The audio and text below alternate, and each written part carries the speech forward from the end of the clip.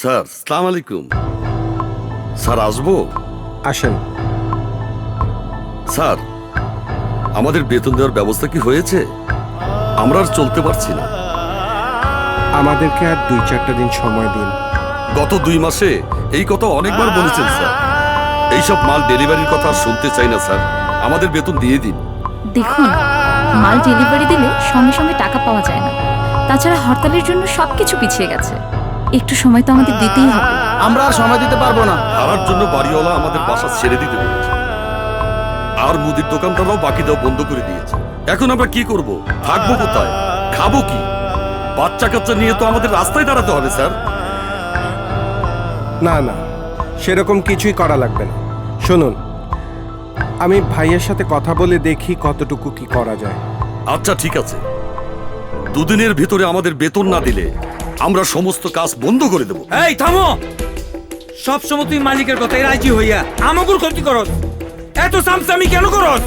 এই কিসের চামচামি করি আমরা? সামসামি না, আমাগুর লোকও এক কথা, মালিকের লোকও আরেক কথা। তুমি মনে হয় গোপনে মালিকের কাছ থেকে মাল পানি পাও। এই মুখ সামলায় কত ক। কি করবি এই, তুই? কি করবা তুমি? এই চুপ চুপ একদম চুপ। চুপ। চুপ।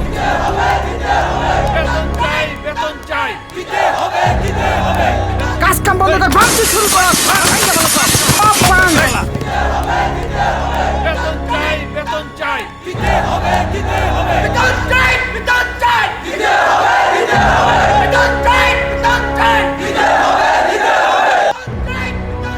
বেতনের জন্য বাইরে আন্দোলন হচ্ছে। শ্রমিক নেতা গফুরও বেতনের জন্য চাপ দিচ্ছে। প্রতি মাসের 1 তারিখে আমি বেতন দিই। বেতনের জন্য আজ মিছিল। ভাইয়া, কিছু কিছু শ্রমিকের আসলেও অনেক কষ্ট হচ্ছে। বাড়িওয়ালার তাগিদ, ওষুধ কিনতে পারে না, দোকানদার বাকিতে সদাই দেয় না।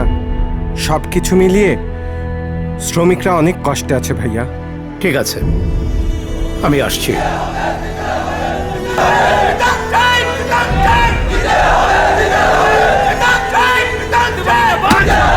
কষ্ট কর। এক টাকা পর্যন্ত ভাড়া না থাকে। ভাড়া সব। ওর ভালো জীবন পারি না। কাইটা বলি। এইসব ভাঙচুর করছো কেন? আমরা বেতন চাই।